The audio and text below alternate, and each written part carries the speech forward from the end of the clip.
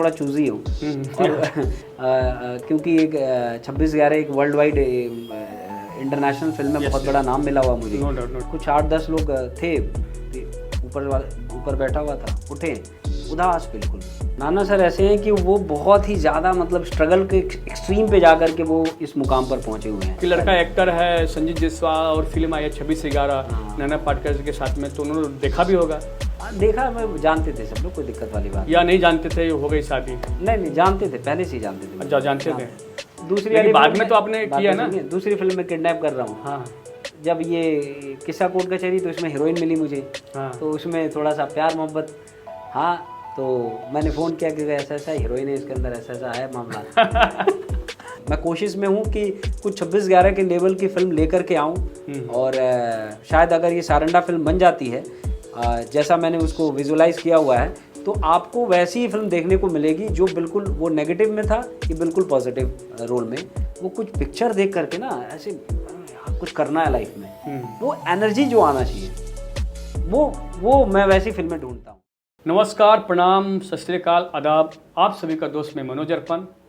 आज बहुत ही अच्छे गेस्ट हमारे भाई मित्र संजीव जायसवाल जी आए हुए हैं, जो कि इनकी फिल्म थी, सुपर डुपर हिट फिल्म रही थी 26/11। आज हमारे स्टूडियो पर आए हुए हैं, वॉइस इम्प्रेस चैनल पे आए हुए हैं। आज इनके साथ हम बात करेंगे। संजीव जायसवाल जी, आपका बहुत बहुत स्वागत। Thank you so much. कैसे हैं आप? बहुत बढ़िया।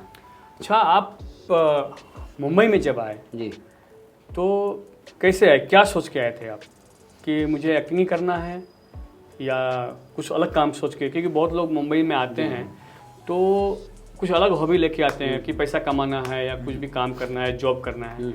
तो आपका कैसे जीवन रहा मुंबई में, कैसे अचानक आ गए कि? नहीं, मैं अचानक तो नहीं आया। हाँ, पूरे प्लान वे में आया था यहाँ पर। अच्छा। और मुझे सिर्फ एक्टर बनना था। ओके, फैमिली यहीं पे थी? नहीं, कोई पहले कोई नहीं था। ओके, मैं अकेले ही आया था यहाँ पर। बट कुछ लोग जान पहचान के थे यहाँ पर, जिनके थ्रू मैं यहाँ पे आया। और फिर कई साल तक मैं मीरा रोड में रहता था। मीरा रोड में घर था मेरा वहाँ पे। ओके, तो कई साल तक वहाँ रहा। और कब आए मुंबई में? मैं 2008 में आ गया था यहाँ पे। 2008 में आ गए थे? आ चुका था, मैं रह रहा था यहाँ पे 2008 में। और 2005 में मैं दिल्ली गया था। ओके, तो वहाँ पे 3-4 साल जो भी समय रहा, तो वहाँ मैं एज एन एक्टर ट्रेनिंग ले रहा था, सीख रहा था। ओके, और थोड़ा सा समझने की कोशिश कर रहा था कि भाई ये एक्टिंग की दुनिया है क्या, और क्या ज़रूरी है, क्या मतलब जो होता ना खुद को तैयारी करना, क्या तैयारी करने की ज़रूरत है इसके अंदर। तो वो मैं वहाँ ट्रेनिंग ले रहा था, सीख रहा था। फिर मेरे को लगा वहाँ पे कि बहुत ज़्यादा समय जो है वो मैं यहाँ थिएटर में नहीं दे सकता हूँ। तो फिर मैं मुंबई 2008 में आ गया यहाँ पर। और यहाँ पे आने के बाद फिर वही डेली जाना, ऑडिशन पे जाना, वही बस पकड़ना, लोकल ट्रेन पकड़ना, जाना, मिलना, फिट नॉट फिट। आप जानते ही, आप जाओ तो देखते ही बाहर से बोल देते आप फिट हैं। हाँ, आप तो फिट नहीं है। तो वो सारा सिलसिला शुरू हुआ। तो शुरुआत में जब मैं आया तो पहले लगता था यार मुझे नॉट फिट कैसे कर सकता है कोई, तो बड़ा बुरा लगता था। लेकिन कुछ दिन में आदत पड़ गई कि ठीक है, नॉट फिट तो होना ही है। तो ऐसे धीरे धीरे ऑडिशन का सिलसिला स्टार्ट हुआ। बहुत जगह मैं डायरेक्टली बस चला जाता था, मैं फिट हूँ तो ले लो आप ऑडिशन। तो वो होते बहुत जगह रिजेक्शन सिलेक्शन एक प्रोसेस है जो सभी लोग फेस करते हैं। उसके बाद फिर फाइनली कुछ मामला जम गया इसमें। नहीं, आपने जो ऑडिशन दिया तो कितने ऑडिशन दिए, कब तक दिए, कितने साल? 4 साल लगातार ऑडिशन। 4 साल डेली घर से निकलता था, संडे छोड़ के। ओके, कभी मन में ऐसा नहीं आया कि अरे यार ऑडिशन मैंने बहुत दे दिया, काम नहीं मिल रहा है? नहीं, मुझे अच्छी बात ये थी कि मुझे बहुत सारे लोग जो आते हैं, ये फ्रस्ट्रेशन नहीं आया मेरे पास। अच्छा। क्या है कि जैसे मेरी खासियत शुरू से रही है कि मैं अपने आप को अच्छा एक्टर नहीं मानता। मुझे कोई घमंड नहीं है। मेरा स्क्रिप्ट मिलती है या कुछ मिलता, मेरे को ऐसे मैं कांपता रहता हूँ कैसे करूँगा इसको। ये आज भी यही हाल है मेरा। नहीं, अच्छा है। ऑडिशन से डर लगता है मेरे को। तो कोई भी स्क्रिप्ट आती है ना अगर कि भाई ये ऑडिशन देना है, तो मैं ले लेता हूँ। पहले तो आप ऑफिस में जाओ, उन्होंने वो स्क्रिप्ट दे दी, आप इस वाले रोल पे फिट है और आप तैयारी कर लो। तो कुछ लोग एक बार देख करके जाके ऑडिशन दे देते हैं फटाक से ना। मैं ऐसा नहीं करता हूँ। मैं कोई घमंडी नहीं है। मैं लेता हूँ, नीचे आता हूँ आराम से, 3 घंटे बाद जाऊँगा वापस। पूरा अच्छे से रट लूँगा उसको, एक लाइन। और जो भी एज एन एक्टर उस स्क्रिप्ट के अंदर काम करना है, उतार चढ़ाव को भी लेकर के, इमोशंस को लेकर के, या लगता है ये इस वाले इमोशन में डायलॉग इतनी दूर तक बोला जा रहा है, ये इस इमोशन में बोला जा रहा है, इसको यहाँ पे रोक लूँगा, यहाँ पॉज लूँगा, यहाँ सब बॉडी लैंग्वेज कुछ मैं एंटर करूँगा। तो वो एक प्लानिंग करता हूँ उसकी स्क्रिप्ट के ऊपर जितना मतलब हो पाए, और उसके बाद जा करके मैं ऑडिशन देता हूँ। तो बहुत हद तक ये होता है ना कि ऑडिशन ख़राब नहीं जाएगा, वो 60-70% के आसपास रहता ही है। तो मेरा सिलेक्शन हो जाता था।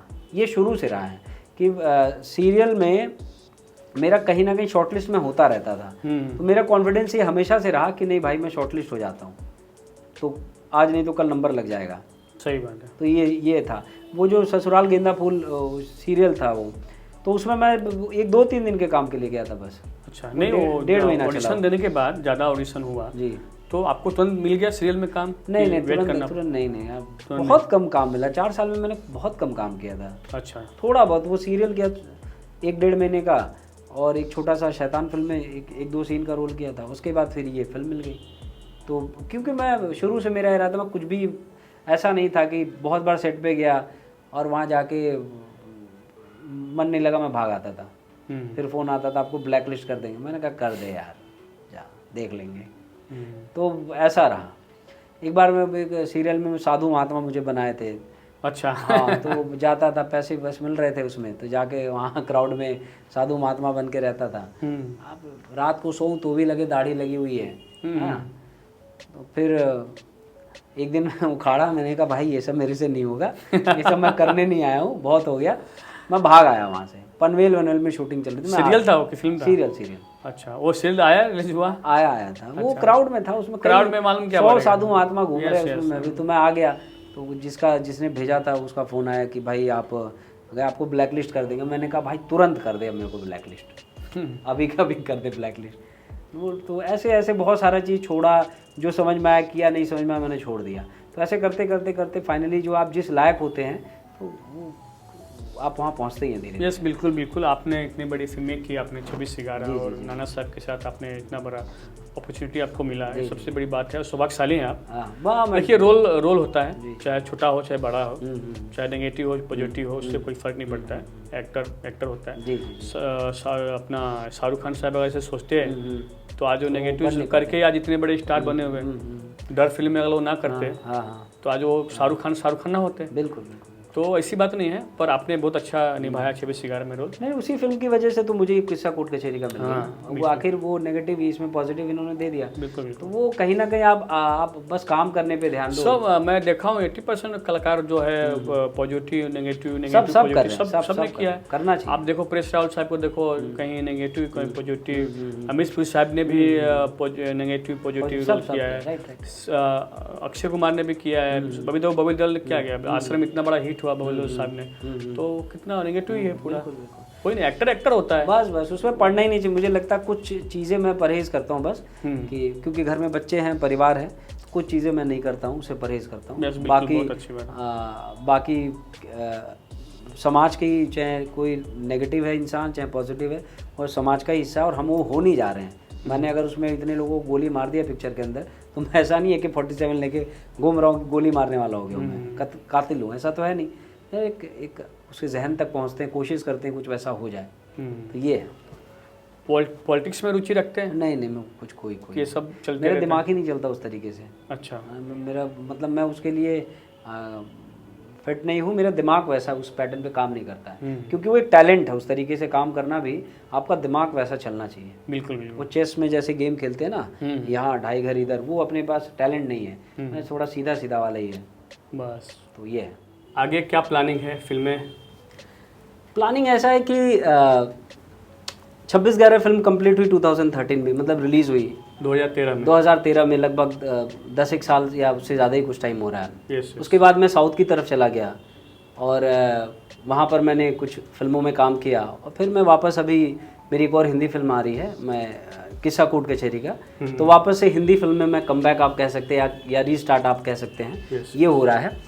और बाकी 26/11 जो फिल्म थी यार, वो क्या होता है कि कोई भी जो एक्टर होता है ना, वो 100 फिल्में कर ले, लेकिन उसकी लाइफ में 2, 4, 5 ही ऐसी फिल्में होती हैं जिसपे वो प्राउड करता है। yes. तो एज एन एक्टर मैं अपने आप को खुश नसीब समझता हूँ कि मेरी जो पहली फिल्म थी, डेब्यू फिल्म, वही एक लैंडमार्क फिल्म मिल गई मुझे, और मैं लाइफ टाइम उसको जो है, उस काम को और उस रोल को अप्रिशिएट करता रहूँगा। Very good.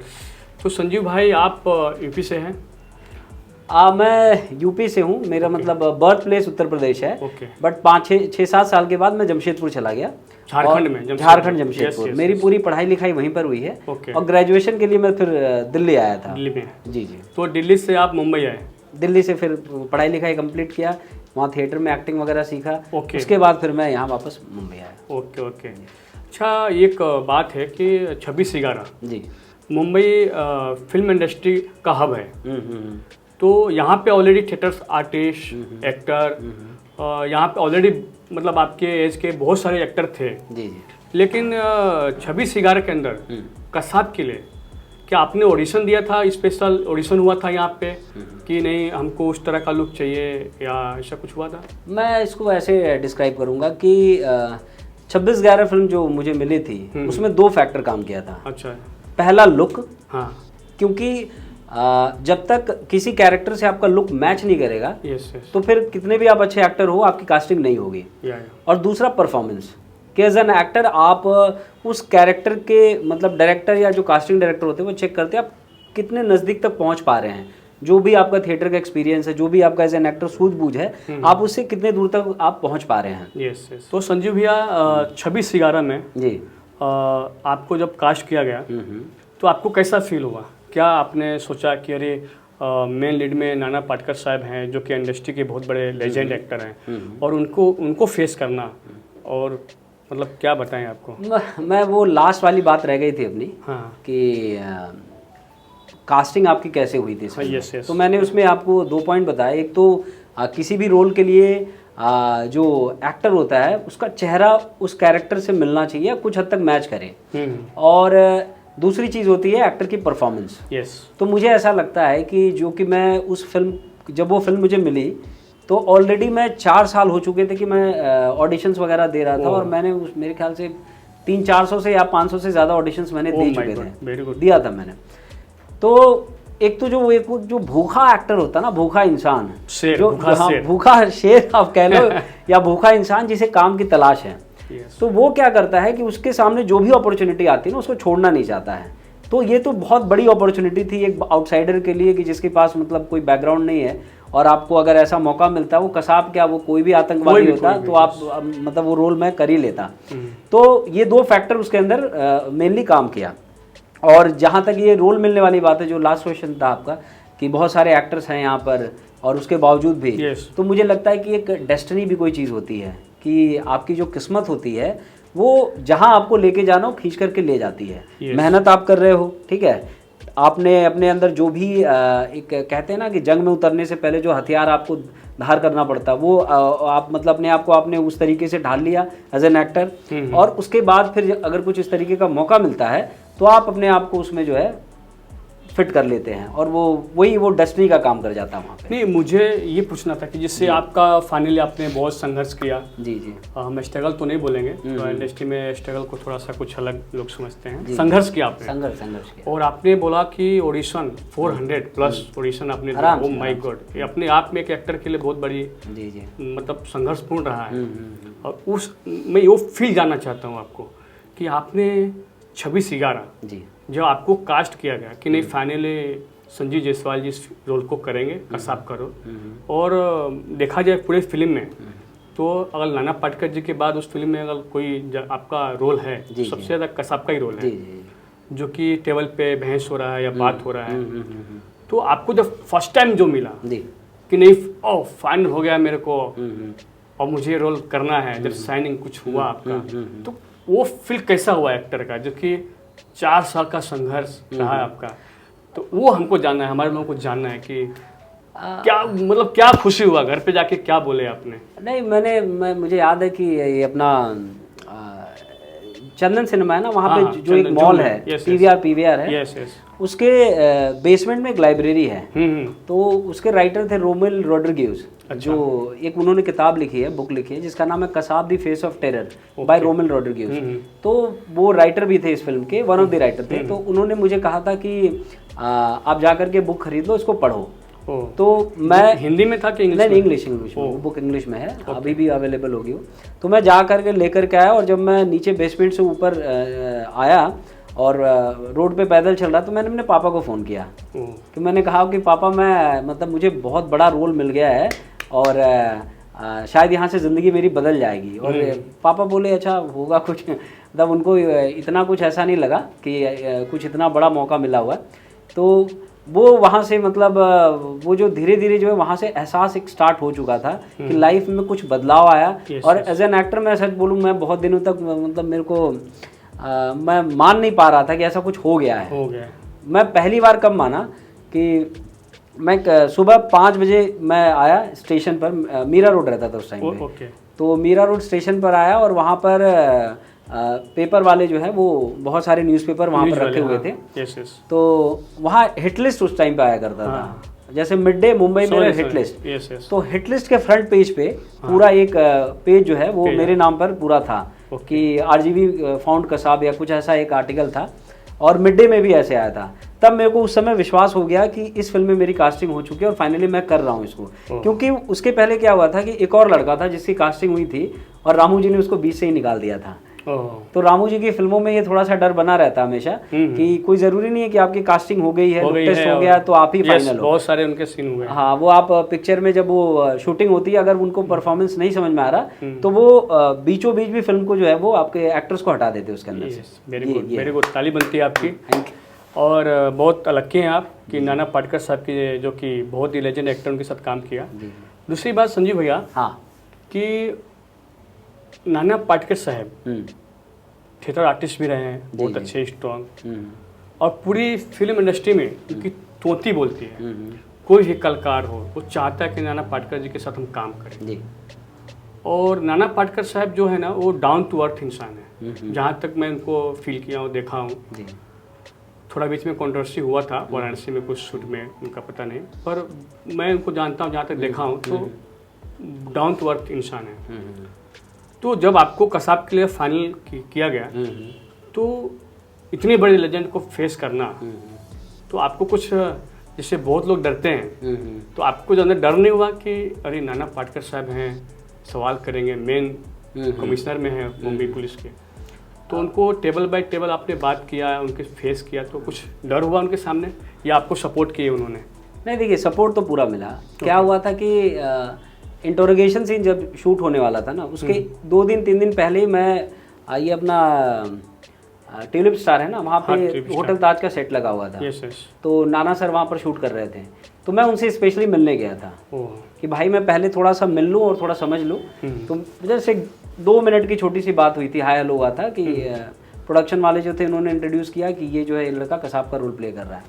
तो फिर बातचीत हुई, उसके बाद नेक्स्ट डे जो है वो 2 दिन के बाद मेरे ख्याल से फिर कांदीवली में या कहीं पे वो सेट लगा था उसका। तो 26/11 का सेट लगा था। हाँ, सेट मुंबई में अलग अलग जगह पे इसके लोकेशंस थे, तो अलग अलग जगह सेट लगा हुआ था। तो इंटरोगेशन सीन उस दिन शूट होना था। मैं सही बोलूँ, मैं ना 3-4 दिन से जब से मुझे स्क्रिप्ट मिली हुई थी ना, मैं बस उसको रट रहा था अच्छे से। अच्छा, एज एन एक्टर, कॉमा, मात्रा, यहाँ पे ये मैं पॉज लूंगा, यहाँ पे ये एक चीज में मैंने काम कर लिया था। तो हर एक्टर सोचता है, क्योंकि मुझे मालूम था ये 4 पेज की स्क्रिप्ट है, अगर कहीं मैं भूल गया तो पता नहीं क्या होगा। यस। तो मुझे कोई डर वर तो नहीं था। मैं गया और मैं भूल गया कि मेरे सामने कोई भी है, ठीक है। अभी डरेंगे तो काम खड़ा था एकदम। अभी क्या कि डरेंगे तो काम नहीं होगा।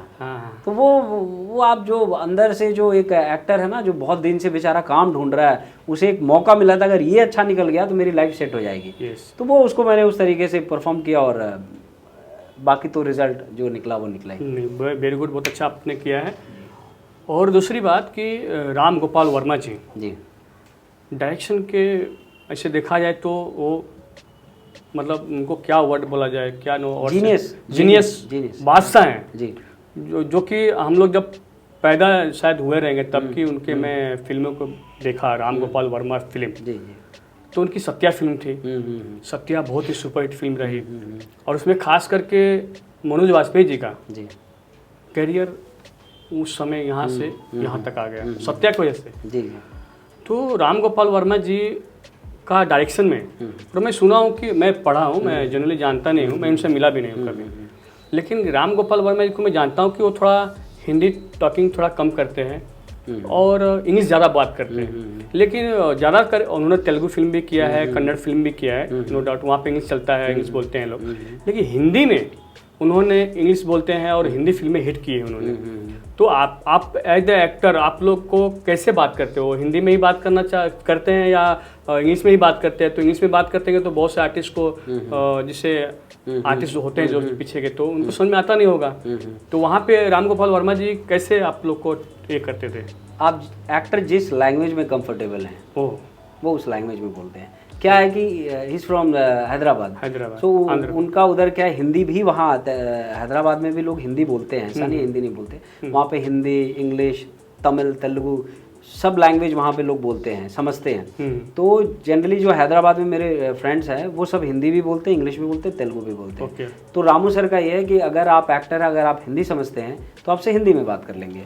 अगर आप इंग्लिश समझते हैं तो इंग्लिश में बात करेंगे। बहुत अच्छी तेलुगु है तो तेलुगु में, कोई प्रॉब्लम नहीं, कोई प्रॉब्लम नहीं। ना कोई नहीं। मतलब इस सेट पे कभी ऐसा आपको कुछ सुनने को मिला या कुछ गलतियाँ हुई आपसे सेट पे? देखिए क्या है ना कि जो एक अच्छा डायरेक्टर होता है ना, उसका पहला काम वो क्या करेगा सेट पे आकर के, कि जो उसके एक्टर्स हैं उनको पहले इतना कंफर्ट कर देते हैं कि भाई आप पहले इजी हो जाओ। राम गोपाल वर्मा सर या जो भी बड़े डायरेक्टर्स हैं जिनके साथ भी मैंने जो भी काम किया अभी तक, तो उनकी खासियत यही होती है कि वो लोग जो हैं वो पहले एक्टर को एकदम नॉर्मल कर लेंगे, ऐसे जैसे लगेगा कि कोई दोस्त है, कर ले भाई ऐसे कर। तो फिर क्या होता है, एक्टर जो है ना वो परफॉर्म बहुत अच्छा करता है उसके बाद।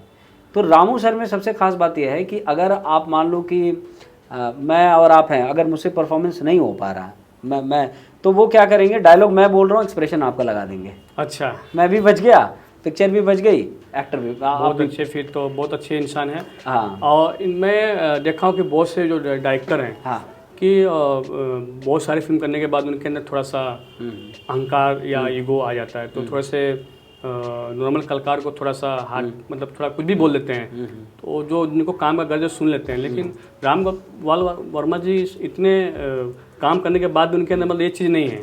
नहीं, मुझे ईगो फैक्टर नहीं है। नहीं, मैं आपको थोड़ा सा करेक्ट करूँगा। मुझे लगता है कि कोई भी अच्छा डायरेक्टर वो उस एक्टर को शायद कुछ थोड़ा बहुत बोल सकता है जिसने जो काम सीख करके नहीं आया हुआ है। आप एक सीन करो, क्राउड में भी खड़े रहो, लेकिन अगर आप एक्टर अच्छे हो और सचमुच आपको मालूम आप क्या कर रहे हो, अगर उस एहसास के साथ आपने परफॉर्म किया है, तो जब बाद में एडिटिंग पे लोग बैठते हैं तो वो देखते हैं यार ये पीछे क्राउड में कितना अच्छा काम कर रहा है, या इसने एक सीन कितना अच्छा कर दिया है।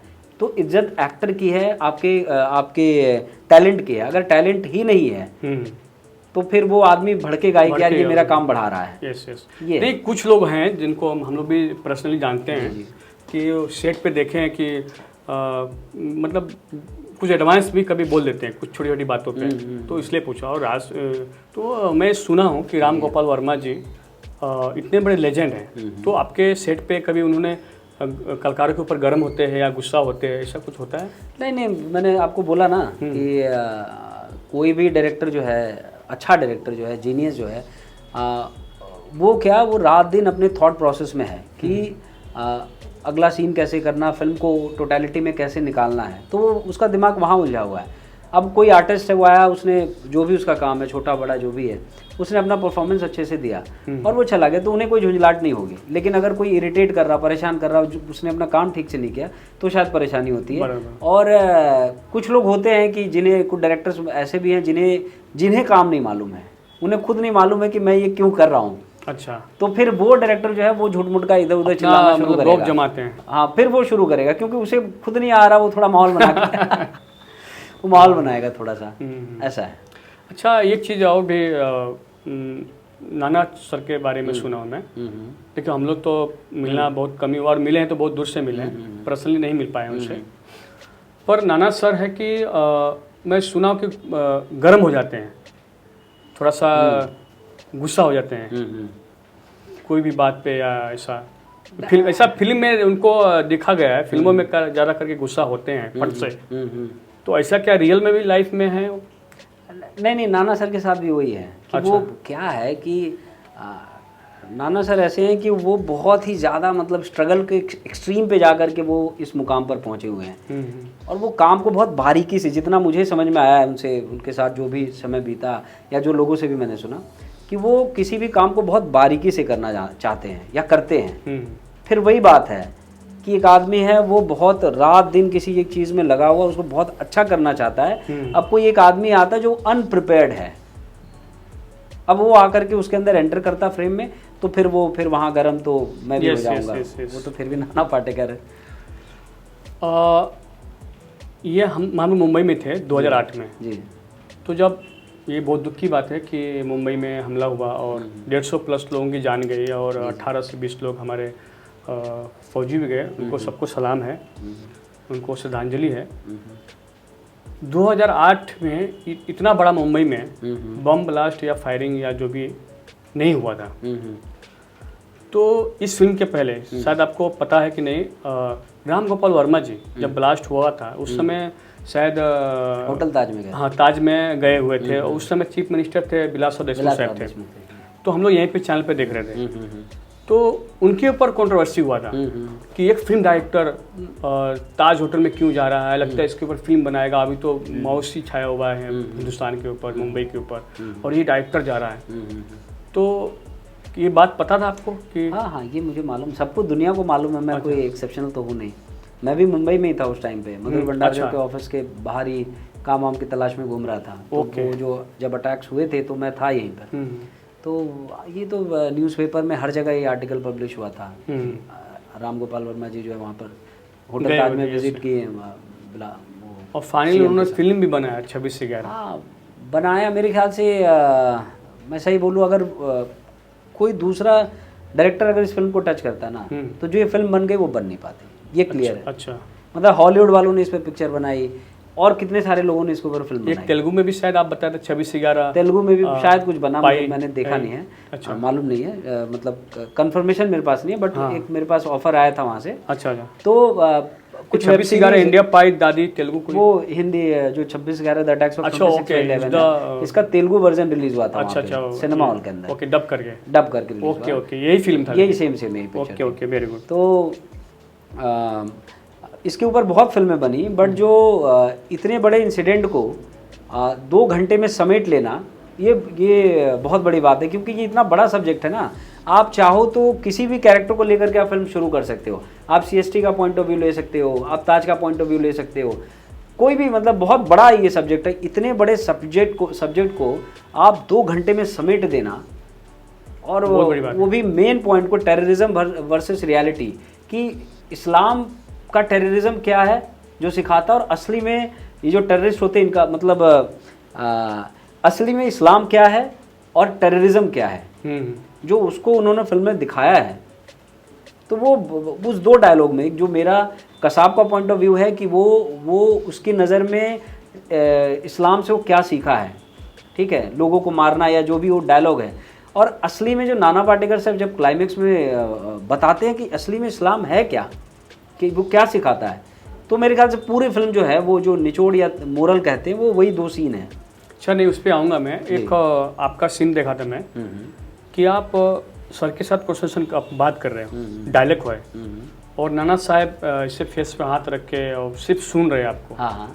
तो आपका उसमें एक डायलॉग है कि मेरी आका ने मुझे कहती है, तो ऐसा कुछ डायलॉग है। काफी लंबा चौड़ा डायलॉग है। जी, इंटरोगेशन से। तो आप जो बात कर रहे हो, तो इतना लंबा डायलॉग वहाँ नाना साहब के सामने बोलना, और आप कुछ खाने वगैरह भी खा रहे, कुछ बड़ा पका, फिर लास्ट में कुछ खाना भी फेंक देते हैं। तो थोड़ा वो डायलॉग थोड़ा सा याद नहीं है। अच्छा, ना डायलॉग याद नहीं है। नहीं, वो क्या था इस्लाम के माँ, वो वही जो मैंने अभी आपको कहा ना कि जो आतंकवादी आते हैं जिहाद करने के लिए, या लोगों को खुद भी मरने के लिए आते हैं, लोगों को मारने के लिए आते हैं, तो उनके दिमाग में भर जाता है क्या चल रहा होता है। वो मतलब होता है ना, मैं इनको गोली मारने वाला हूँ, तो मेरे अंदर एक थॉट प्रोसेस होगा ना, मैं कुछ तो मेंटालिटी लेके चल रहा हूँ, तभी तो मैं इनको गोली मारूंगा। तो वो जो पूरा जो एक टेररिस्ट का अपना जो एक नज़रिया लेकर के आता है, वो जो इंटरोगेशन सीन है, वो है कि आतंकवादी क्या सोच करके लोगों को मारते हैं, ये वो चीज़ है। अच्छा संजीव भैया, दूसरी बात ये है कि आपने अभी तक 4-5 फिल्में कर चुके हैं, हाँ जी।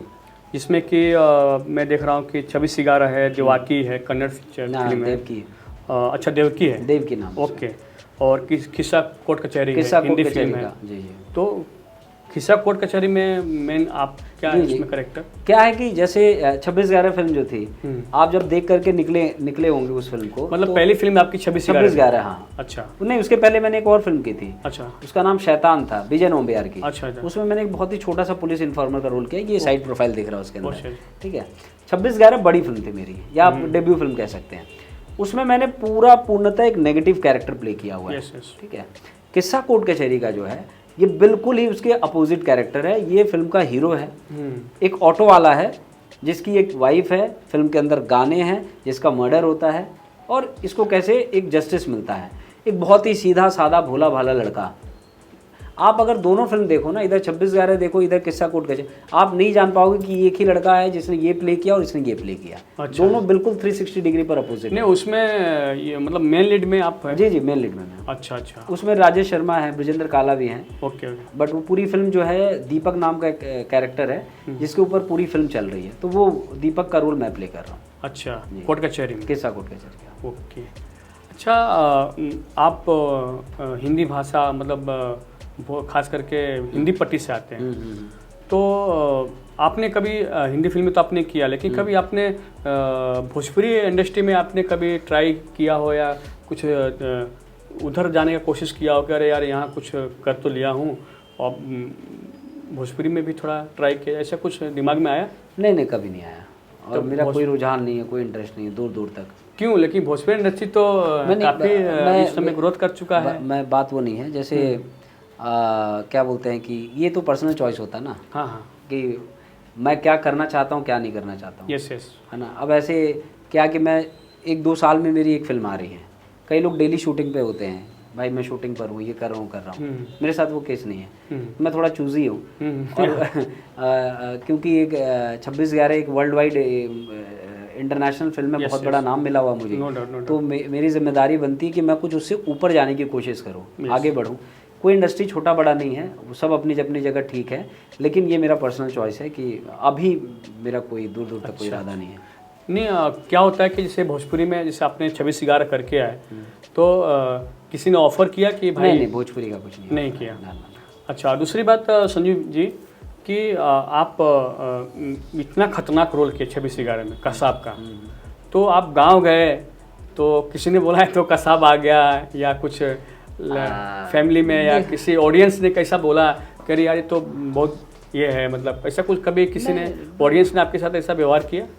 नहीं कुछ हुआ। अभी जैसे मैं आपके इधर ही आया, तो अगर बहुत बात तो ऐसा होता, अगर बताया ना तो कोई पहचानेगा नहीं कि मैं वही लड़का हूँ। अच्छा, मतलब वो हार्डकोर मेकअप है ना उस पर, तो जिसको पता चल जाता है कि मैं हूँ, तो वो देखते बोलते अच्छा आप ही हैं, तो बड़े आराम से बैठते हैं, बातचीत कर लेते हैं कि नहीं, वो क्या था कि बहुत दहशतगिरी वाला रोल है ना आपका, हाँ, तो मुझे लगा कि शायद कुछ लोग पहचानते होंगे। नहीं, वो तो थोड़ा सा अगर कुछ लोग अगर पहचान भी रहे हैं, तो मैंने देखा है कि वो एक रिस्पेक्ट की नज़र से देखते हैं, वो कुछ ऐसा नहीं, उन्हें लगता, उन्हें ये है कि हाँ एक लड़का है, इसने एक सिर्फ परफॉर्मेंस दिया है, एक एक्टर है, उससे ज़्यादा कुछ नहीं। वो ऐसा नहीं होता कि आप इसको पकड़ लो और मारो। हाँ, एक मैसेज आया था मेरे को इंस्टाग्राम पे, हाँ, दबा के माँ बहन की गालियाँ थी उसके अंदर, ओह माय गॉड, दबा के, मतलब ऐसी ऐसी गालियाँ। मैंने कहा इसलिए मैं ये बात उठाया सिर्फ इस फिल्म की वजह से। हाँ, उसने मेरे को वो फिल्म देखा होगा, उसने जो भी था वो इंसान। उसके बाद मेरे नॉर्मल फोटोग्राफ्स भी थे उसके अंदर, ओके, और भी मैं जो भी चीज़ें वीडियोस वगैरह थे, लेकिन उसके अंदर जो खुन्नस जिसको कहते हैं, अरे भाई साले तू मिल जा, तेरा गला दबा दूंगा, तू बड़ा एक्टर बनता फिरता है। पता नहीं कि उस परफॉर्मेंस ने उसका कौन सा नस दब गया होगा कि वो आदमी का खुन्नस मैं महसूस कर। मैंने कहा भैया मतलब मेरी गलती क्या है, मैं तो सिर्फ एक्टर हूँ, मैं तो कुछ मेरी जगह तो नहीं। पहले के फिल्मों में जैसे होता था, जैसे कि ये खान साहब ने किया था जो गब्बर का रोल किया था, तो गब्बर का एक दहशत पहले एक ज़माने में फिल्मों के हिसाब से होता था। गांव में हम लोग छोटे थे तो हम लोग डर जाते थे।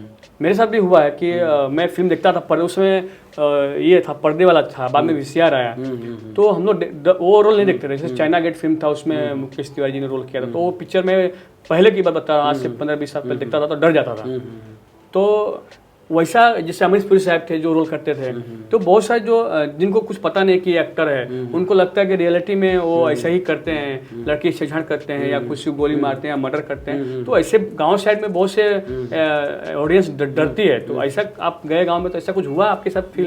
देखिए मैं अभी बताता हूँ क्या है कि जो लोग मुझे पर्सनली नहीं मिले हैं उनमें उस फिल्म को देखने के बाद 2-3 दिन तक वो क्यों उदास हो जाते उन्हें पता ही नहीं चलता है। और मैं फिल्म फेस्टिवल गया था, झारखंड इंटरनेशनल फिल्म फेस्टिवल 2018 में।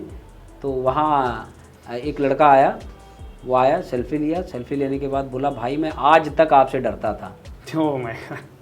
वो बोला मैं आज तक आपसे डरता था और आप, लेकिन मैं आपसे मिलने के बाद मुझे कुछ भी नहीं फील हो रहा है। तो अब फिर एक और चीज़, वो जो तेलुगु वर्जन फिल्म है ना 26/11 इंडिया पैदादी, हाँ, ये जब सिनेमा हॉल पर वहाँ हैदराबाद में चल रही थी तो वहाँ पर सिनेमा हॉल में मतलब ये हो गया था, चप्पल और पानी का बोतल ले जाना मना करवा दिया था। क्योंकि लोग इतने ज़्यादा एग्रेसिव हो जा रहे थे ना फिल्म देखते देखते कि वो पर्दे पर चप्पल और वो पानी का बोतल फेंकना शुरू कर दिया। तो उन्होंने बोला भाई आप गुस्सा। इवन ये चंदन सिनेमा है ना अपना जो वाला, फिल्म रिलीज हुई थी, 1 मार्च को रिलीज हुई थी, 3 मार्च को मेरे को फ़ोन आया था वहाँ से। मेरे कुछ दोस्त जो हैं वो फिल्म देख रहे थे, बोले भाई तू अगर अभी यहाँ पे आ जाए ना तो ऑडियंस जो है ना चीर फाड़ देगी तुमको। तो वो एक अप्रिसिएशन भी है एज एन एक्टर अगर देखा जाए तो। नहीं, जो लोग समझते हैं कि इज द एक्टर का काम है अपने रोल को आप, लेकिन कुछ लोग हैं जो जैसे माताएं बहनें हैं तो उनको थोड़ा सा डर बैठ जाता है। अरे मेरे घर में ही मतलब मेरे घर की जो भाभी हैं और भी लोग हैं, परिवार के लोग हैं, शुरुआत में उन्हें लगा क्या क्या किया है ये, क्या है ये, मतलब क्या कर दिया, ये क्या है, मतलब मेरी मम्मी वो बोलती क्या जाके गोली मार रहा, फिर इसको लटका दिए, मार दिए।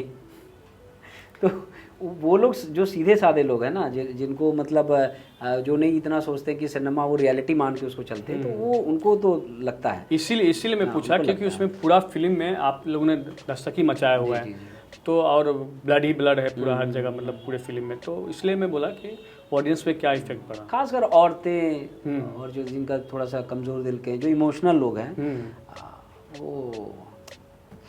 उनको वो उदास। क्योंकि मैं इधर इन्फिनिटी मॉल में फिल्म देख रहा था अपने दोस्त के साथ, या फीडबैक लेने के लिए कि क्या क्या रिस्पॉन्स है। तो वहाँ कुछ 8-10 लोग थे, ऊपर बैठा हुआ था, उठे, मुझे लगा शायद थोड़ा सा रिकग्नाइज करेंगे क्योंकि हर आदमी इसी का भूखा है कि भाई फिल्म मिली है, नाम हुआ तो लोग पहचाने। अब तो वो उदास, बिल्कुल कोई रिएक्शन नहीं। मुझे लगा फिल्म अच्छी नहीं लगी, मैं अच्छा नहीं लगा, हुआ क्या। लेकिन फिर 3-4 दिन बाद जब फिल्म देख लिया तो 3-4 दिन के बाद जो है रिएक्शंस आने लगे। हाँ, तो मुझे लगा कि मुझे ऐसा लगा, महसूस हुआ कि वो फिल्म ऐसी है ना कि मतलब अगर मैं एक नॉर्मल इंसान होने के नाते देखूं तो मैं भी 2-3 दिन डिस्टर्ब हो जाऊंगा कि यार हो क्या रहा है एग्जैक्टली इसके अंदर। तो ये है वो। उस फिल्म में क्या इतना मुंबई में जो हादसा हुआ है वो बहुत दर्दनाक हुआ था, तो इसके लिए वो हर कोई इमोशनल हो जाएगा वो। लेकिन आपने जो बखूबी कसाब को आपने रोल अदा किया है वो बहुत ही तारीफ योग्य है आप, और वो भी फर्स्ट टाइम करना, और वो भी लेजेंड के सामने, राम गोपाल वर्मा जी डायरेक्टर और नाना पाटेकर साहब एक्टर, तो उनके सामने आपको धन्यवाद बोलना पड़ेगा कि रोल होता है कुछ भी है। और सबसे बड़ी बात है कि कसाब के रोल में आप फिट बैठना और उसकी तरह का प्रक्रिया दिखाना, ये सबसे बड़ी बात है एक आर्टिस्ट के लिए कि रियलिटी फील कराना पर्दे के ऊपर। बिल्कुल, ये बहुत बड़ी बात है आपके, और उसके लिए तो वो फिल्म ही ऐसी है, वो फिल्म नहीं लगती है। मतलब मैं भी कभी कभी देखता हूँ, वो फिल्म लगती ही नहीं, वो लगता है ऐसा कुछ रियल सा हो रहा है। रियल हो रहा है, यस। ये है क्योंकि उसको लोग रियल में लाइफ में देखे हैं ना, लोग आंखों से देखा है। मतलब मैं कहा ना कि एक्टर 100 फिल्में कर ले, लेकिन उसकी लाइफ में 2-4-5 फिल्में ऐसी होती हैं जो उसको लगता है क्या है, कमाल है। तो शायद ये वही एक मैजिक है लाइफ। बट मैं एक चीज़ बोलूँगा, कोई भी ये मतलब ऐसा नहीं होता है कि एक एक्टर का अकेले का कुछ परफॉर्मेंस होता है, सारा खेल एक्शन रिएक्शन का है। और दूसरा ये टीम वर्क है। अभी हम लोग ये पॉडकास्ट भी कर रहे हैं तो ये टीम वर्क है ना, इतने सारे लोग लगे हुए हैं तब जाके कुछ काम हो रहा है। यस। तो अच्छा, उस फिल्म के बाद 26/11 के बाद फिर नाना साहब का कभी फ़ोन पर्सनली आया? हाँ, एक बार बात हुई थी उनसे। बात हुई थी, आपको अप्रिशिएट किए थे आपको? अप्रिशिएट किया था उन्होंने, तूने काम बहुत अच्छा। इंडिया टीवी पे उन्होंने इंटरव्यू दिया था तो उसमें भी अप्रिशिएट किया था मुझे। अच्छा। और बाकी उनको पद्म भूषण या पद्मश्री कुछ मिला था, तो उस टाइम पे एक बार उनसे लास्ट बात हुई थी। अच्छा। बाकी मैसेज वगैरह पे हाय हेलो थोड़ा है। और आप राम गोपाल वर्मा जी से? उनसे तो मैं रेगुलर मैं टच में हूँ। अच्छा, उनसे बात होती रहती है? फ़ोन पे नहीं बात होती, वो बात नहीं करते बहुत ज़्यादा। अच्छा, हाँ, वो मैसेज पे रहते हैं। हैं। तो उसके बाद उन्होंने, मुझे लग रहा है 2-3 बहुत सारी फिल्में किया उन्होंने। हाँ, उन्होंने की बहुत सारी फिल्में की, और मुझे 2016-17 के आसपास एक फिल्म के लिए उन्होंने बुलाया था, वेंगा बेटी, या उन्होंने नहीं, उनका एक और डायरेक्टर थे, उन्होंने बुलाया था, बट वो हो नहीं पाया मेरा। अभी ज़्यादा करके फिल्में शायद मुझे लगा कन्नड़ और तेलुगु ही कर रहे हैं। हाँ, उधर साउथ अभी हिंदी का हिंदी कम कर रहे हैं। बट मेरे उनके साथ उसके बाद कोई काम हो नहीं पाया, पता नहीं कि मुझे खुद नहीं पता चल पाया। नहीं, आप चलो ठीक है, उतने बड़े लेजेंड डायरेक्टर है, तो आप उनसे कभी बात करते हैं? हाँ, मैं कई बार गया, मिला, मैं ऑफिस में जाके मिला हूँ, और व्हाट्सएप पे मैसेज वगैरह भी बीच बीच में करता रहता हूँ। अपनी तरफ से एज एन एक्टर वो मेरा एफर्ट रहता है। बाकी क्या है कि रामू सर बहुत चूजी हैं, उनको लगेगा आप फिट हैं तो रात को 2 बजे भी फ़ोन करके बोलेंगे आ जाओ, नहीं फिट है तो कभी फ़ोन नहीं आएगा। अच्छा, और इंडस्ट्री में इतने सारे डायरेक्टर हैं, हिंदी फिल्म में बहुत सारे लोग हैं, तो उनसे कभी मिलना हुआ? उनके पास गए आपके? देखिए मेरा आपकी तो 26/11 बहुत बड़ी फिल्म है और बहुत बड़ी बजट की फिल्म थी, तो आपने उसके आधार पे गए नहीं आप फिर दोबारा? मैं मिला, कई लोगों से मिला, बट जो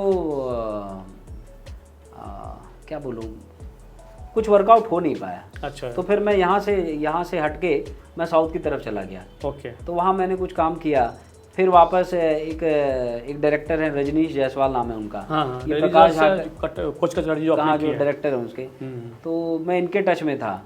तो ये प्रकाश झा के एसोसिएट डायरेक्टर रहे हैं, तो इन्होंने मुझे जो है वापस जो है इस पॉजिटिव रोल में मुझे मौका दिया। तो ऐसे मतलब एक दूसरी शुरुआत, अगर ये क्लिक पिक्चर कर जाती है तो एक दूसरे तरीके से काम होगा फिर। अच्छा, दूसरी बात कि आपको 26/11 में, और भैया आप किसी भी फिल्म में, और 26/11 का तो अपन बहुत ज़्यादा बात कर लिया है, तो मैं ये बोल रहा था कि कोर्ट कचहरी है, चाहे देवकी है, हाँ देवकी है, तो आपको जो बहुत ही सुंदर दृश्य लगा हो कि नहीं, दिल में लगा हो कि यार बहुत अच्छा एक्टिंग किया हूँ मैं देख के पर्दे पे? जैसे देवकी में जो मेरा इंट्रोडक्शन सीन है, हाँ, वो एक बैकग्राउंड में बहुत ही ज़बरदस्त म्यूजिक चल रहा है, और मैं लोगों क्या रोल था उसमें? मैं किडनैपर बना हूँ। अच्छा, जो अपहरण करते हैं जो? हाँ, मैं किडनैपर वैसा हाँ कि मैं कोलकाता में छोटे बच्चियां जो होती है ना, उनको किडनैप, लड़कियां छोटी छोटी बच्चियों को किडनैप करके उन्हें भेज देता हूं। मैं देखा हूँ। हाँ, फिर वो उठाते रहते हैं। हाँ, किडनैपिंग का। तो वो जो मेरा इंट्रोडक्शन सीन है, मैं आ रहा हूँ कोलकाता की स्ट्रीट पर, टैक्सी में हम लोग बैठे हुए हैं, कोई दिखी बच्ची, उसको चॉकलेट आइसक्रीम खिलाया, उठा लिया, गायब कर रहे हैं फटाफट। तो जो इंट्रोडक्शन सीन है ना, वो मुझे बहुत इंप्रेसिव लगा था उसमें। अच्छा, वो पूरा फिल्म उसी पे बना हुआ है? हाँ, उसी मुझे लग रहा है इसी काइंड पे। वो कुछ बच्चे किडनैप हो जाते हैं। एक जो मेन लीड में है हीरोइन, उनकी बेटी किडनैप हो गई है, और हम लोगों ने उठाया उसको। अच्छा। तो अब वो पूरी फिल्म में वो ढूंढती कैसी है, और उसमें किशोर सर भी हैं जो कांतारा में 2 लोग थे ना, एक पुलिस वाले का रोल जो उन्होंने किया था, तो वो भी थे, तो उसमें भी वो पुलिस वाले बने थे। तो वो उसको हेल्प करते हैं बच्चे को अपने रिकवर करने के लिए। तो ये ऐसे तो वो फिल्म भी मेरे को मतलब कुछ सीन्स उसके बहुत अच्छे लगे। किस्सा कोर्ट कचहरी का जैसे वो जो गाने वाला सीक्वेंस है मेरा, तो वो बहुत अच्छा है उसके अंदर, बहुत ही मतलब वो टच करता है वो। अच्छा जी। ये 26/11 में कोई आपको जो 26/11 में तो इंटरोगेशन सीन मेरा वो सबसे अच्छा, और एक हैंगिंग सीन। अच्छा, जो लास्ट में मेरे को फांसी दिया जा रहा, वो मेरे को बहुत अच्छा लगता है। वो भी उसमें डायलॉग और भी था? नहीं, कोई डायलॉग नहीं है। अच्छा। बस वो तड़प, छटपटाहट, एक मरने वाले के जो आंखों में वो डर होता है, वो जो छटपटाहट, अब मुझे मार दिया जाएगा, वो जो उसको लेके जाना, वो जल्लाद को देखना आंखों में, वो मौत का मरने से पहले की जो आंखों की चमक, वो बहुत बढ़िया लगा था उसमें। बाकी वो लास्ट में जो नाना सर का सीन है मेरे साथ, जिसमें नाना सर समझाते, साले तेरे आका ने जिहाद का गाजर हाथ में डाल करके तुमसे घिनौना काम करवा लिया, मादर चौथ। तो वो अच्छा, सीन है, वाह, गाली भी दिया था उन्होंने? हाँ, अरे मैंने भी दिया है ना उसमें। अच्छा। पहले मैं ही देता हूँ। अच्छा। अब यहाँ ऑडियंस को मालूम है ये दिया है। हाँ। अब ये नाना पाटेकर है। अच्छा। अब इसको ठोकेगा अच्छे से।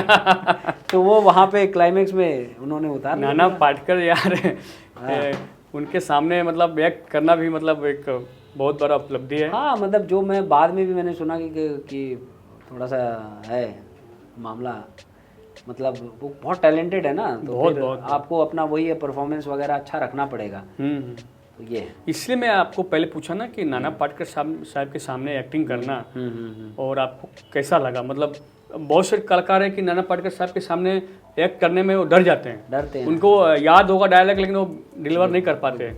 तो ऐसे शख्सियत है नाना पाटेकर साहब। फिर बाकी जैसे क्या बोलते हैं कि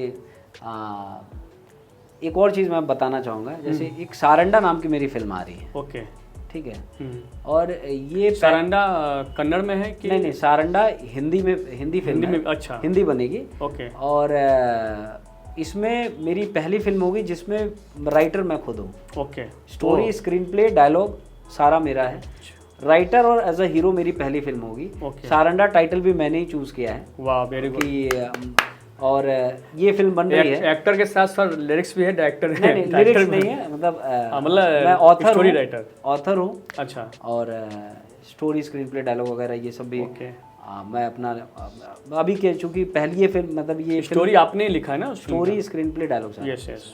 तो अगर ये फिल्म मतलब सब कुछ जैसा विजन है इसको लेकर के, अगर ये फिल्म ऐसे बन जाती है तो मेरे ख्याल से ये मेरी लाइफ में मेरे लिए बहुत एक बड़ा अचीवमेंट होगा, सेटिस्फैक्ट्री अचीवमेंट। सारंडा का मतलब क्या होता है? सारंडा एक फॉरेस्ट का नाम है।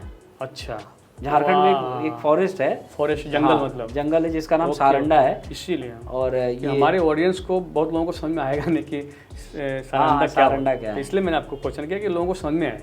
जी। फॉरेस्ट जंगल होता है, जंगल। हाँ, जंगल है झारखंड में जिसका नाम सारंडा है। ओके। और ये फिल्म जो है उस जंगल के अंदर जो है, कहानी जो है, क्लाइमेक्स उसका उस जंगल के अंदर है। अच्छा, तो उसमें मेन लीड में आप ही हैं? हीरो उसमें मेन लीड में, मतलब एकदम positive hero. Okay okay, very good. हाँ, शुभकामनाएं आपको उस फिल्म के लिए। Thank you so much. और दूसरी बात है कि अपने इस फिल्म के अंदर सारंडा में, मतलब नेगेटिव रोल में कौन है? फाइनल हुआ है? नहीं, इसमें नेगेटिव कैरेक्टर कुछ है ही नहीं। अच्छा, मतलब मेन इसमें ये मैं अभी स्टोरी बता नहीं सकता हूँ आपको। हाँ। इसमें क्या नेगेटिव, कुछ सुपर नेचुरल एलिमेंट आप समझ सकते हैं, कुछ ऐसा है जो नेगेटिव में, इंसान नहीं है। अच्छा। हाँ, और ये मतलब एक हस्बैंड वाइफ की कहानी है। अच्छा। जिसमें वाइफ मरने वाली है, हस्बैंड को बचाना है। अब वो कैसे निकाल के लाएगा? हाँ, जो सिचुएशन क्रिएट हो रहा वो बहुत टफ है। जैसे तुम्बाड़ फिल्म आई थी, कि तुम्बाड़ कैसे एकदम बिल्कुल ही यूनिक फिल्म थी कुछ, तो ऐसा ही कुछ इसका ही मामला है कि जिसमें मराठी फिल्म था सैराट, वो तो अलग कहानी थी। ये थोड़ा लव स्टोरी था, लेकिन कुछ अलग था। हाँ, इसलिए तो फिल्म हिट किया ना, मराठी फिल्म बहुत। तो ये थोड़ा वैसे मिस्ट्री, सस्पेंस, थ्रिल, विरूपक्षम जैसी थी, कुछ वैसा जाएगा पिक्चर। अच्छा, कोई मराठी फिल्म से आपको कभी ऑफर आया? नहीं, मराठी का नहीं आया। चलिए, अभी आएगा, हमारे साथ में लिंक में है, बहुत सारे लोग उनसे बात करेंगे। ठीक, थैंक यू। और संजीव भैया, एक चीज़ पूछना था कि आपको खाने में क्या पसंद है सबसे ज़्यादा, जो कि आपको दिन भर मिले तो आप वही खाएंगे? जैसे मुंबई कर ज़्यादा करके हम लोग वड़ा पाव खा लेते हैं। अरे नहीं, मैं नहीं खाता हूँ। नहीं, आप नहीं खाते, लेकिन आपको बता दूं कि मुंबई में 75% या 70 के आसपास लोग वड़ा पाव खा के यहाँ जीवन यापन करते हैं। बिल्कुल। तो वड़ा पाव कोई खराब चीज़ नहीं है? नहीं, खराब चीज़ नहीं है। एक एक्टर होने के नाते बचना चाहिए। बाकी हमारा मुंबई का वड़ा पाव तो पूरे विदेश में ढंका हो जा रहा है।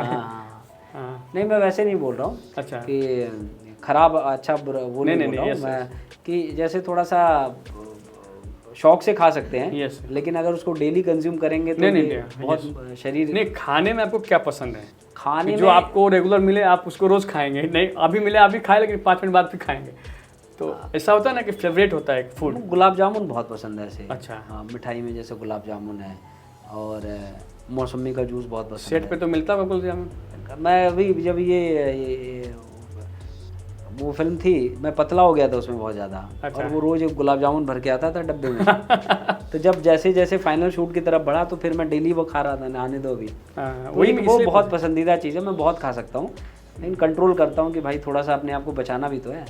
अच्छा, फिल्म इंडस्ट्री में आप आने से पहले जी, क्या आपने सोचा था कि मैं फिल्म इंडस्ट्री में आऊँगा और मुंबई जाऊँगा तो मुझे फिल्म मिल जाएगी? ऐसा कोई प्लानिंग था, या पहले फ्यूचर क्या सोच के आए थे मुंबई में कि क्या करना है? मैं 2002 में मैंने डिसाइड कर लिया था। मैं 9th क्लास में था, या 9th या 10th में था, ऐसे मुझे ध्यान नहीं आ रहा। मैंने डिसाइड कर लिया था कि मेरे को एक्टर बनना है, फिल्म एक्टिंग ही करना है, एक्टर बनना है, ये कंफर्म था। यस। फिर उसके बाद जमशेदपुर में मैं था उस टाइम पे, तो वहाँ पे जो भी लोकल थिएटर वगैरह या जो भी था वहाँ मैंने सीखना शुरू कर दिया था 2002 के आसपास। बहुत अच्छा। फिर मैं दिल्ली आया 2005 में। फिर वहाँ पे मैंने बहुत सारे थिएटर ग्रुप के साथ मैं एक्टिंग सीख रहा था, ट्रेनिंग ले रहा था। और उसके बाद फिर मैं 2008 मुंबई आया, 4 साल इधर उधर धक्के खाए।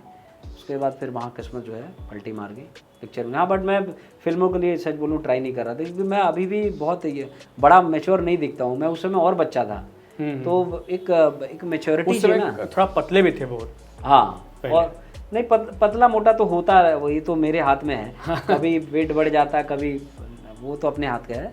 बट क्या होता है कि मोटा पतला होना तो खैर अपने हाथ में है। तो उस समय मैं क्या था, बहुत यंग दिखता था, तो मुझे मालूम था मैं सिनेमा में फिट कहीं नहीं बैठने वाला हूँ। मैं नहीं फिट हूँ, तो मैं सीरियल में ट्राई कर रहा था बहुत ज़्यादा। तो सीरियल में कहीं ना कहीं मौका मिल रहा था, कुछ ना कुछ हो जा रहा था सीरियल में। मुंबई में हाँ, ससुराल गेंदा फूल एक सीरियल आया था ना स्टार प्लस में, आया था। तो उसमें मैंने एक रोल किया था, कॉमेडियन का रोल था, असिस्टेंट डायरेक्टर का। डायरेक्टर एक बड़ा कॉमेडियन था, मैं उसका असिस्टेंट बनता था। मैं उसको बोलता था भाई मुझे एक्टिंग नहीं आती है, कॉमेडी नहीं आता है, मतलब कॉमेडी वाली एक्टिंग मेरे से नहीं। अच्छा, ये डायलॉग था उस फिल्म में? नहीं, ये रियलिटी है। Oh my God. अभी मान लो आप डायरेक्टर हो, हाँ। मैं आपका असिस्टेंट हूँ, हम दोनों शूटिंग चल रही है और कॉमेडी करना है। अच्छा। तो मेरे से कॉमेडी इतना हो नहीं पाता है। तो जो मेन एक्टर था ना, जो मेन कॉमेडियन था, उसको वैनिटी वैन में बोल दिया कि भैया देखिए बड़ी मुश्किल से काम मिला है, मेरे को कॉमेडी नहीं आती है, आप जरा संभाल लेना। सवाल है तो वो मुन्ना भाई MBBS में एक एक्टर है ना, वो जो इनका डायलॉग रहता है, what is the procedure to change the room, पतले से हैं, क्या नाम नहीं उनका याद आ रहा है मेरे को अभी। तो वो थे बहुत, उन्होंने बहुत कॉपरेट किया मेरे साथ, बहुत कॉपरेट किया, और वो पूरा वो अच्छा काम चल गया, 1.5 महीने का काम मिल गया। अच्छा। हाँ, तो वो करते करते मुझे तब तक ये फिल्म किस्मत से मिल गई। फिर मैंने पीछे सीरियल की तरफ नहीं गया मैं। अच्छा, एक चीज़ और पूछना था जी, कि बहुत से मुंबई में आर्टिस्ट हैं जी, संघर्ष करते हैं या स्ट्रगल के पीरियड में उनको काम के समय उनको पेमेंट नहीं दिया जाता है। ऐसा हम लोग बहुत से आर्टिस्ट मिलते हैं कि हमको काम तो मिल गया लेकिन पेमेंट नहीं मिला। क्योंकि मैं खुद भी एक आर्टिस्ट रहा हूँ, छोटा मोटा किया हूँ, तो ऐसा होता है अगर हम आपको रोल दिए हैं तो पेमेंट कहाँ से देंगे? तो ऐसा कुछ हुआ आपके साथ? 26/11 में पेमेंट मिला था आपको कि नहीं? उसमें तो उन्होंने वो बहुत जेन्युइन मामला था, उनसे जो भी बात हुई ना कि भाई इतना पैसा हम आपको देंगे। अच्छा, वो ईमानदारी से उन्होंने पैसे दिए। ओके। नहीं, और भी उसके पहले जो किसी ने बोला कि भाई हम आपको रोल दे दिए हैं, आप पैसा क्या? ये नहीं, पैसा कम कमीशन का तो आप जानते हैं कि भाई हर एक्टर जो है जब शुरुआत कर रहा होता है तो परसेंटेज वगैरह देना, तो कमीशन मैंने भी दिया हुआ है। अच्छा। तो कोई काम मिला तो कुछ परसेंटेज दे दिया मैंने पहले, ये आप ले लो, कोई दिक्कत नहीं है, आप काम दे रहे हो, आपको कुछ नहीं। बहुत से आर्टिस्ट भी मुझे मिलते हैं कि सर काम तो हमें मिल गया है बट हमें पेमेंट नहीं मिला सर। तो आर्टिस्ट का ये बहुत दुख की बात है। मैं हर इंडस्ट्री से रिक्वेस्ट करूंगा कि जिससे भी आप काम कराते हो उनको पेमेंट देना चाहिए। तो इसलिए मैं सवाल किया कि क्या आपके साथ भी ऐसा हुआ कि नहीं, ऐसा लोग बोले कि हम आपको काम दे दे सीरियल में और पेमेंट नहीं दिए हो? नहीं, मैंने जो भी काम किया पैसा ले लिया हूँ। अच्छा। हाँ, वो छोड़ देता हूँ काम, नहीं पैसा देना मत दो, कोई बात नहीं। और मतलब लाइफ पार्टनर क्या है? लाइफ शादी तो 10 साल पहले ही हो गई मेरी। ओह, शादी होने के बाद आपको 26/11 में काम? नहीं, 2013 में फिल्म मिली थी। हाँ, 2014 में शादी हो गई। अच्छा, वो फिल्म के बाद है। अच्छा, बहुत गजब है तो। हाँ, वो बस वो कंप्लीट। अच्छा, वो जो रिलीज होने के बाद आपको शादी 14 में हुई? हाँ, 14 में शादी। तो लड़की वाले जब आपके घर पे आए, हाँ, तो उनको डर नहीं लगा कि यार हमका साथ ऐसा कुछ है? मैं बंदूक लेके थोड़ी घूम रहा था। अरे नहीं, बंदूक नहीं, एक होता है ना कि वो जानते तो होंगे लड़की वाले की। सब जानते थे, कोई दिक्कत वाली बात नहीं थी, पहले से ही जानते थे। हाँ, कि लड़का एक्टर है संजीव जायसवाल और फिल्म आई है 26/11 नाना पाटेकर के साथ में, तो उन्होंने देखा भी होगा। देखा, मैं जानते थे सब लोग, कोई दिक्कत वाली बात या नहीं जानते थे हो गई शादी? नहीं, जानते थे, पहले से ही जानते थे। अच्छा, जानते थे।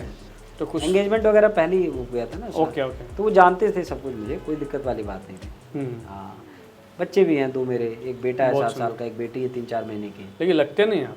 अरे वो लगता नहीं एकदम जवानी ना, अब तो लग रहा है कि शादी अभी हो जाएगी। नहीं, अब तो शादी का क्या है, तो आप पहले तो और यंग एज में लोग शादी कर लेते थे, तो शादी का क्या लेना था, कभी भी करो। बट क्या है कि फिल्म लाइन में है तो कोई ज़रूरी नहीं है कि आप बिल्कुल यहाँ की लाइफ ही जियो, मुझे ये समझ में नहीं आता है। कभी किसी से प्यार हुआ है स्कूल के टाइम पे या कभी?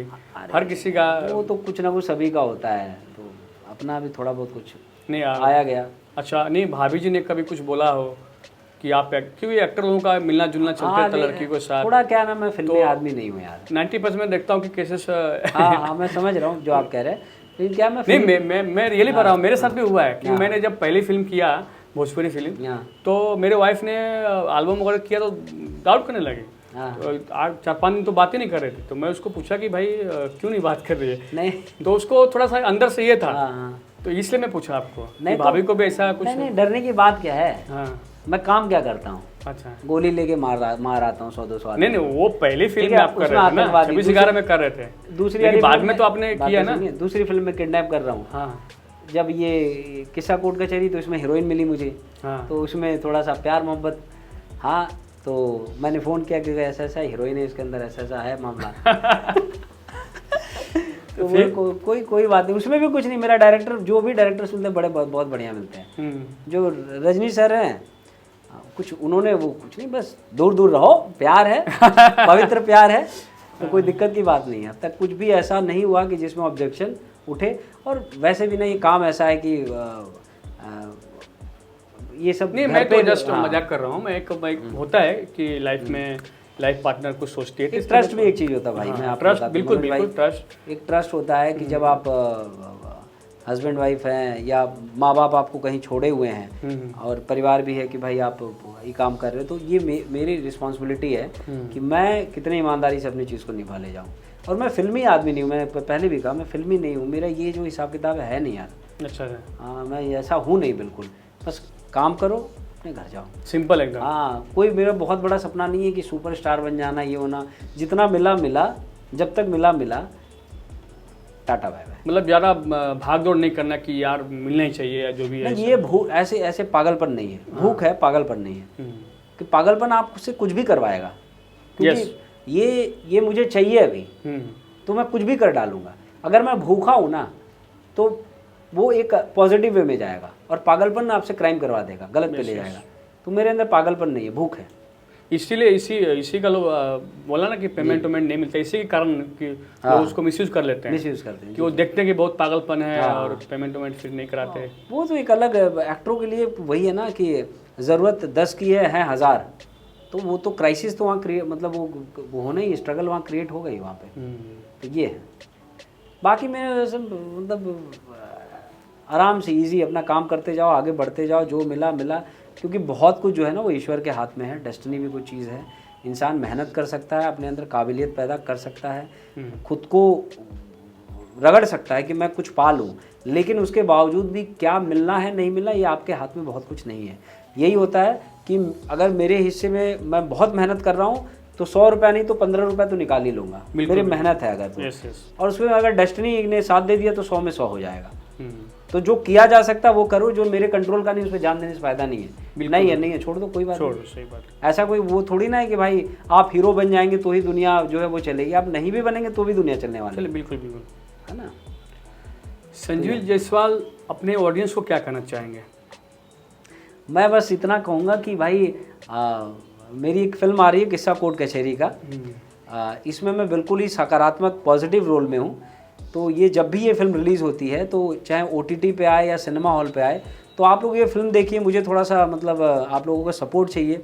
आप लोग फिल्म देखेंगे तो एज एन एक्टर मुझे इसे मतलब लोग और अप्रिशिएट करेंगे, पसंद करेंगे, मुझे और काम आएगा। तो ये एक रिक्वेस्ट है आप लोगों से।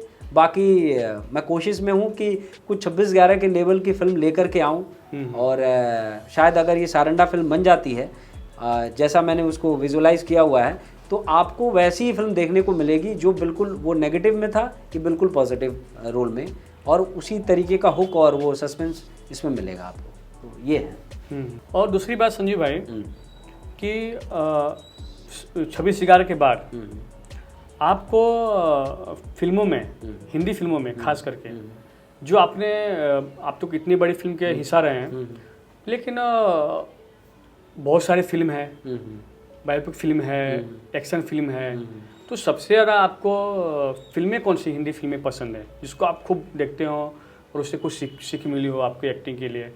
वो कौन सी फिल्म है जो आप बार बार देखना चाहेंगे? हिंदी फिल्म हिंदी फिल्म बहुत सारी, जैसे चक दे इंडिया है, भाग मिल्खा भाग है, मोटिवेशनल फिल्म। मोटिवेशनल फिल्में। हाँ, मुझे ना ये दर्द दुख तकलीफ ये सब देख हिम्मत नहीं है मेरे अच्छा अंदर कि मैं ये सब ज़्यादा देख पाऊँ। ओके। मैं मतलब मेरा जो थॉट है ना कि कुछ भी हो एनर्जेटिक हो। वो अगर मैं ऐसे बैठा हूँ जैसे चक दे इंडिया कोई फिल्म देखने बैठे, अगर चक दे इंडिया है, हाँ ऐसी और भी MS धोनी है, MS धोनी है जैसे सुशांत, हाँ सुशांत सिंह राजपूत वाली बहुत अच्छी फिल्म है। एक बार को तो आदमी भूल जाएगा कि सुशांत सिंह ही जो है वो असली धोनी है और धोनी धोनी नहीं है।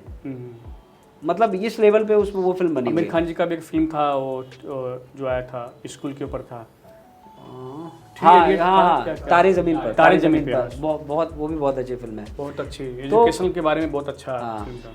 तो मेरा क्या है ना कि आदमी जो सुस्त लोग बैठे हैं ना पूरे समाज के अंदर, या जो हिम्मत ऐसे हारे हुए ठंडे पड़े हुए कि यार कुछ हो नहीं रहा कैसे होगा भाई, वो कुछ पिक्चर देख करके ना ऐसे यार कुछ करना है लाइफ में, वो एनर्जी जो आना चाहिए वो मैं वैसी फिल्में ढूंढता हूँ कि जिसको देख करके मैं भी एनर्जेटिक हूँ। आज अगर मैं ठंडा पड़ गया हूँ तो मैं उठ करके बोलूँ नहीं कुछ करना है मुझे लाइफ में, वो एनर्जी चाहिए। तो मुझे ऐसी फिल्में पसंद है। आपको सबसे ज़्यादा हिंदी सिनेमा में जी आप किसे लेजेंड मानते हैं, किस एक्टर को मानते हैं? मैं सही बोलूँ मैं अमिताभ बच्चन को सबसे ज़्यादा पसंद करता हूँ कि ये तो इंडस्ट्री के बादशाह ही हैं। बादशाह की बात नहीं, वो अमिताभ बच्चन जो हैं वो कमाल है। पता नहीं उनको कोई उन तक पहुँच पाएगा भी कि नहीं पहुँच पाएगा, कमाल है। न भूतम न भविष्यतम वो कहते हैं ना कोई था न कोई होगा। भाई 80 की एज में भी वो बहुत अरे वो उनकी एक फिल्म आई थी शमिताब, तो उसमें वो एक धनुष जो है वो गूंगा है और अच्छा। ये डायलॉग ये उसके डायलॉग ये बोलते हैं, तो वो रीड कर रहे हैं कहीं पे एक सीन में, वो कमाल है। मतलब मैं घर पे प्रैक्टिस कर रहा था कैसे ये नहीं हुआ मेरे से, नहीं। वो आवाज़ वो सब कुछ वो जो एक्सपीरियंस, तो वही बोल रहे हैं कि कुछ चीज़ें हम पा ही नहीं सकते हैं, इसलिए उनको तो बोला जाता है बिग बॉस। नहीं वो अपने आप में एक इंडस्ट्री है, सही बात है, कोई उनके जैसा नहीं। और आपको आपके सबसे अच्छे फेवरेट सॉन्ग कौन सा है, जो गाना आप कहीं हो ट्रैवलिंग में हो या कहीं जाते हो तो उसको बार आप सुनते हो, कौन से गाने आपको जो अच्छे लगते हैं? मतलब मेनली गज़ल वगैरह बहुत पसंद करता हूँ। गज़ल में अच्छा। जैसे मेरा क्या है ना कि अगर एक गाना कुछ समझ में आ गया हाँ। तो कंटिन्यू 10-10 दिन तक वही ही सुनूंगा। जैसे अच्छा एक ही गाना 10 दिन सुनता रहूँगा, जब तक उससे मैं बोर नहीं जाऊँ छोड़ूंगा नहीं उसको। अच्छा। जैसे अभी एक नुसरत फतेह अली खान इनका एक गाना है, ये दिल लगी भूल जानी पड़ेगी। हाँ, बहुत अच्छा गाना। मोहब्बत की राहों में आकर के तो देखो, बस मैं आजकल वही सुन रहा हूँ। अच्छा, अभी उसी पे दिल आया हुआ है। कहीं दूसरे पर तो दिल नहीं चला गया ना भाई? गाना सुनते सुनते कैसे दूसरे पे कहीं दिल तो नहीं चला गया ना? नहीं, वो गाना मतलब जो उसके बोल हैं, हाँ। जो जिस तरीके से वो गाना गा रहे हैं और जो उतार चढ़ाव सुर का जो ये वो नुसरत अली बहुत अच्छे, वो मतलब आदमी वो हो जाता है, अट्रैक्ट हो जाता है उससे। क्या बात है, क्या टैलेंट है कि ये छोटे से सिर्फ 4 ही लाइन तो ये दिल लगी भूल जानी पड़ेगी, मोहब्बत की राहों में आकर के देखो। इसी को 15-15 20-20 मिनट लोग खींच रहे हैं और बोर नहीं हो रहा इंसान। तो वो जो उतार चढ़ाव वो कमाल है, तो वो कान को बहुत अच्छा लगता है। तो कुछ मैं ऐसा ही नहीं, आजकल के जो युवा हैं जो नए हैं तो आजकल हिप हॉप सॉन्ग और ये सब क्या, अरे तो ऐसे ही जा रहा ना। हाँ, वो क्या मुझे भी पसंद नहीं, वो सब क्या वो करते हैं ना सब, जो गाते हैं सब चार वो ये सब सब क्या बोलते हैं उसको, रैप सॉन्ग। तो मुझे भी कुछ समझ नहीं, रैप आता नहीं है, मैं सिंपल गाने ही सुनता हूँ ज़्यादा करके। संजीव भाई, आप भोजपुरी गाने भी सुनते हैं? सुना कि बहुत एनर्जेटिक होता है भोजपुरी गाने, बहुत अच्छे, जुनून आ जाता है सुनने के बाद, ऐसा लोग बोलते हैं। बिल्कुल आता है, एनर्जी आता है। कौन से गाने पसंद है भोजपुरी में? पसंद तो बहुत कुछ है, वो गाने लायक नहीं है। अच्छा। लेकिन लॉलीपॉप जो गाना है वो जबरदस्त है, वो तो कमाल है, मतलब मजा आ जाता है। अच्छा। और बाकी 2-4 और पसंद है, लेकिन वो हमारे ऑडियंस है यूपी बिहार झारखंड। नहीं वो गा नहीं सकते, अभी मैं गाऊंगा तो फिर सब डबल मीनिंग है। तो बट गाने बहुत सारे अच्छे हैं और मजा तो है भाई। देखो चाहे कोई भोजपुरी का एक्टर है, चाहे वो तेलुगु का है, तमिल कहीं का भी है, किसी में कुछ बात है तभी लाखों करोड़ों लोग आपसे जुड़े हुए हैं, है ना? हर किसी से तो नहीं लोग जुड़ जाते। नहीं, सही बात। तो जो भी है वो कमाल है अपने आप में, वो टैलेंट है उनका अपना ही, वो तो है। संजीव भाई, आप आए हमारे स्टूडियो पे, बहुत बहुत इसके लिए धन्यवाद। Thank you. आपको ब्लेसिंग है, भगवान से प्रार्थना है कि आप खूब आगे बढ़ें और अच्छी अच्छी फिल्में करें और हमारे ऑडियंस को अच्छी अच्छी फिल्में दें आप। संजीव जायसवाल जी जो 26/11 कसाब का जो खास करके रोल किए हैं, आज मेरे साथ आए स्टूडियो में। बहुत बढ़िया, बहुत अच्छा लगा आपसे बात करके। मेरे जो चैनल है वॉइस इम्प्रेस, जी। उसके बारे में कुछ आप बोल दीजिए, क्योंकि आपसे ही हम लोग ओपनिंग कर रहे हैं। जी, सबसे पहली बात तो कि ये जो पॉडकास्ट है ये मुझसे ही मतलब ये सीरीज़ ओपन हो रहा है, तो क्या चैनल है अपना वॉइस इम्प्रेस चैनल को मैं थैंक यू कहूँगा कि एक मतलब मुझे बुलाया इन्होंने, तो ये मेरे लिए बहुत खुशी की बात है कि आपने मुझे इतना सम्मान दिया, रिस्पेक्ट दिया। तो जो भी ऑडियंस है जो इस पॉडकास्ट को देख रही है या सुन रही है, तो इसको चैनल को सब्सक्राइब करें, और जितने ज़्यादा सब्सक्राइबर बढ़ेंगे इस चैनल के तो इनका मनोबल ऊंचा होगा, सबका मनोबल ऊंचा होगा, सब लोग आगे बढ़ेंगे, और आपको फिर आगे भी जो है ऐसे ही अच्छे अच्छे लोगों को ये लोग बुला करके उनके पॉडकास्ट वगैरह, और भी इंडस्ट्री के लोग आ रहे हैं, इंडस्ट्री के और भी जो लोग हैं वो भी आते रहेंगे, और एक सिलसिला चल पड़ेगा। तो ज़रूर आप लोग सब्सक्राइब कीजिए इस चैनल को, यही कहूँगा।